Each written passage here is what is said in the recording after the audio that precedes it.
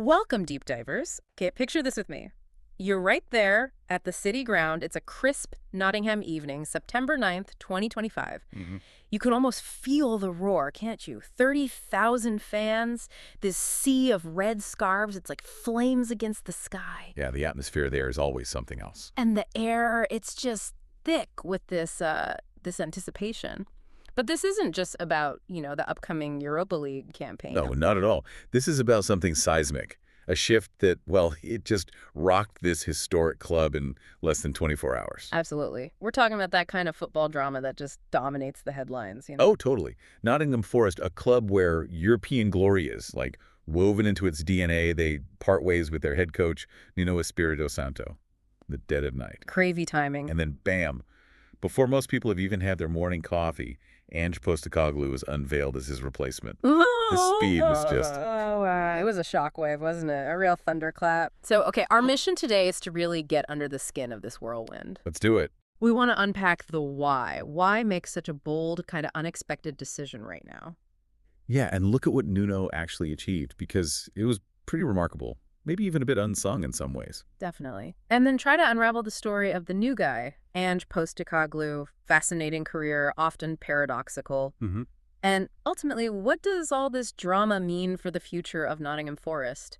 A club famous for defying the odds. It feels like a huge gamble, a real high-stakes bet they're making, but maybe one that, when you dig into it, is actually quite fitting for this club's identity, its history. That's a great point. To really get it, you have to look back, don't you, at the journey that brought them here. Exactly. Where do you even start? Well, Forest, founded way, way back in 1865, they're not just some run-of-the-mill club. No, far from it. They're the original rebels, aren't they? The ultimate underdog story when you talk about conquering Europe. Absolutely. The late 70s, Brian Clough.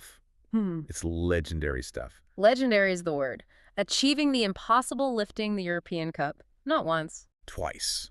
Back to back. And 79 against Malmö and 80 against Hamburg. It's just, it still feels unbelievable, really. It does. These aren't just like faint whispers from the past. They're roars that still echo through English football. It set a benchmark for what underdogs could do. Yeah, a benchmark few have matched since. It's this unique, almost mythical chapter in the whole story of English football.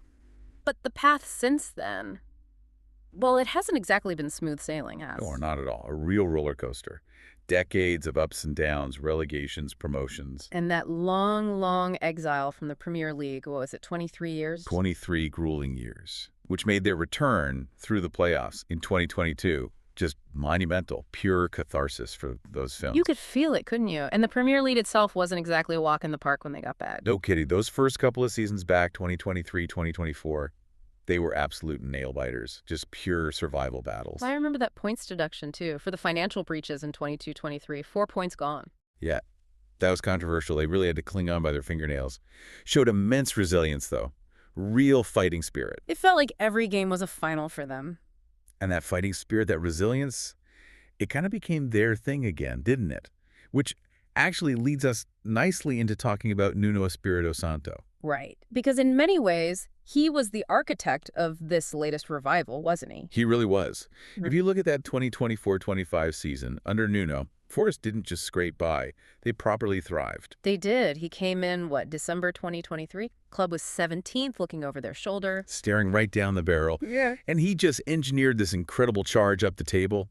Honestly, it surprised pretty much everyone. The transformation was stunning. They rocketed up to 7th place. 7th, their best finish in the top flight since 1995. Incredible. And they were flirted with the Champions League spots for a while there. Got to the FA Cup semis. And the big one for the fans, got that European spot. Back in Europe for the first time since 1996. That was the payoff for this amazing late-season run where they took points off big teams, like City and Arsenal even. So his impact was undeniable. Players like Chris Wood. Yeah, Wood banging in the goals. Morgan Gibbs-White pulling the strings, the creative hub. They became proper heroes under Nuno. And his style. Pragmatic, maybe? Built a really tough team to break down. Very pragmatic. That defense was incredibly stingy, wasn't it? Conceded fewer goals than everyone except the top three. The city ground became a fortress again? Totally. They mastered that grind, soak up pressure, hit you hard on the break. He took a squad that was, let's be honest, a bit bloated and messy after all the signing. Yeah, loads of players came in. And he somehow forged them into this really cohesive, effective unit. So, okay, if he achieved all that, architect of success, 7th place, Europe, why the sacking? It just came out of the blue, like that thunderclap we mentioned. Exactly. The announcement, past midnight, September 9th. Very brief, very terse statement from the club. So what was going on beneath the surface? Because clearly things had been simmering all summer. That's the million-dollar question, isn't it? I think, well, my reading is that a big part was Nuno's own frustration. Even after he signed a new deal in June 25. Right. He'd committed. He seemed really unhappy with how slow the transfer window was moving. The club spent big, nearly $100 million, too, on guys like McAtee, Hutchinson, Calamuendo, Douglas Luiz. Some big names, big money. Yeah. But Nuno publicly said the squad felt unbalanced. He actually said, we're very far from where we should be, which is quite a statement. Hinting maybe they needed specific types of players, perhaps for the extra demands of Europe. Possibly.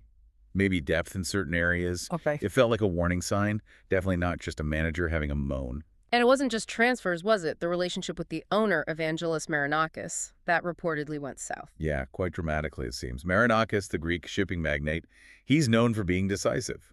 Bold moves. He'd gone through, what, 7 managers before Nuno? He doesn't hang about if things aren't right in his eyes. Exactly. And Nuno's very candid interviews, where he hinted at smoke where there's fire about his job, that apparently really rubbed Marinakis the wrong way. He prefers things handled privately. Okay, so owner friction. What else? Well, then there was the arrival of Edu Gaspar from Arsenal as head of global football operations. Right, a new structure. A new structure. And apparently that led to some clashes over signings. Nuno pushing for maybe Adama Traoré to come back, Edu having other ideas, the usual stuff, but maybe amplified here. And the players pick up on that kind of tension, don't they? Always. Reports suggested a bit of unease was creeping into the dressing room. Maybe that absolute collective belief started to fray just a little. So what was the final straw? That 3-0 home loss to West Ham on September 1st? Seems like it. It was such a contrast to their preseason form, which had looked quite promising. Yeah, they looked okay before the season started. And suddenly, that loss. They were sitting 10th, 4 points from 3 games. Not a disaster on paper. No, not terrible at all. But the writing was on the wall, wasn't it? Those underlying tensions just boiled over. Marinakis, true to form, acted swiftly during the international break. Nuno's 73 games were up. Brutal, maybe, given the success. Ruthless is probably the word. But, as you say, Marinakis has a vision, and if he feels things are off track... He acts, no hesitation. And then, the plot twist, to end all plot twists, Ange Postecoglou announced. Just incredible timing, incredible choice in some ways. A blockbuster revelation. The 60-year-old Australian, born in Greece, jobless after Spurs controversially sacked him back in June 2025. And the timing of that sacking was wild, too. Just 16 days after he'd ended Tottenham's 17-year trophy drought by winning the Europa League. Against Man United in the final. It's almost unbelievable when you say it out loud. It's a genuine head-scratcher, isn't it? A paradox. His Spurs team had this amazing, improbable European run, beating giants. Yeah, they were brilliant in Europe. But domestically, total disaster. Finished 17th. Their worst ever Premier League finish, lost a club record 22 games. And his style, that ultra-attacking Ange ball, got hammered by critics. Called naive, left them wide open. So a manager sacked for winning a European trophy but nearly getting relegated now lands at Forest, who just qualified for Europe. It's quite the narrative. Yeah. But then you look beyond Spurs at his whole career. It's just littered with trophies. It really is. South Melbourne in Australia, a couple of titles there. Brisbane Roar turned them into champions. Took the Socceroos to the World Cup in 2014, won the Asian Cup in 2015, their first ever. Ended a 15-year wait for a title at Yokohama F. Marinos in Japan. And Celtic came in as a relative unknown to many in the UK, scoops up 5 trophies in 2 years, including a treble. He has this habit, doesn't he? Going somewhere, confidently saying they'll win things, and then actually doing it. He absolutely does. His philosophy is crystal clear. Ange ball. It's fearless, front foot, entertaining stuff. High-octane, goals galore, fullbacks practically playing as wingers. Fluid midfield, relentless pressing right from the front. Risks. Oh, yeah. Big risks. But the rewards, historically at least, have been silverware. He just doesn't compromise on his style. Which is fascinating. And then there's this other layer, isn't there? The personal connection with Marinakis. Ah, yes, the Greek connection. This feels important. Both with that heritage, Postecoglou, born in Athens, Marinakis, a very proud Greek businessman. Apparently, they bonded over a glass of red wine at some awards due in Greece back in July. Right, and Marinakis supposedly praised Ange for, not hiding his roots, for representing Greece well. It felt more than just professional, didn't it? Quite personal. And Ange clearly wanting another crack at the Premier League after Spurs, feeling like he had unfinished business. You can understand that. He wouldn't want his Premier League story to end with that 17th place finish. So he signs on until 2027. That personal backing for Marinakis, does that maybe buy him more time than others might have got? Especially if results aren't instantly amazing. You'd think so, wouldn't you? It suggests a deeper belief in the man and his vision. Perhaps beyond just the next few results, which might be crucial. Okay, so that brings us to the massive question. The stylistic gamble. This is the core of it, really. Nuno's Forest. Pragmatic warriors. Hard to beat. Best away record in the league last season. Low block. Frustrating opponents. Solid, organized, effective. Ange's teams? Goal machines, but yeah, they concede plenty too. Relentless high press, high defensive line, loads of energy needed. It's chalk and cheese, isn't it? Complete philosophical shift. Can this Forest squad, built and drilled for Nuno's system, adapt to Ange ball? Especially mid-season, effectively. That's the immediate challenge. Psychologically too, going from cautious and reactive to high risk and proactive. You can see positives, maybe. Wingbacks like Olaina and Neco Williams, they love bombing forward. That could suit them. Gibbs-White, Hudson-Odoi, maybe they thrive with more freedom, more attacking runners around them. Perhaps.